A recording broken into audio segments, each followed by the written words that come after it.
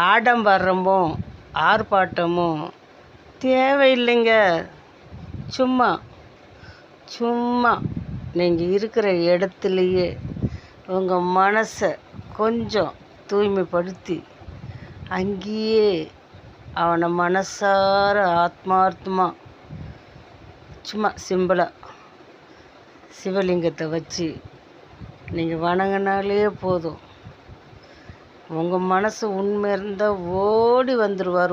உங்கள் அருகில் உங்கள் கூடவே தான் இருப்பார். அது உங்களுக்கு புரியும். அவனுடைய லீலைகளை உங்களுக்கு தெளிவாக அப்படியே அணுவாக இதனால் இதுன்னு வழியை காட்டிக்கிட்டே இருப்பார். அப்படியே கடந்து போய்கிட்டே இருக்க வேண்டியதான். இதுக்காக கடனை வாங்கிக்கிட்டு எங்கேயும் அலைய தேவையில்லைங்க. உள்ளத்துக்குள்ளே இருக்கிற சிவபெருமான்.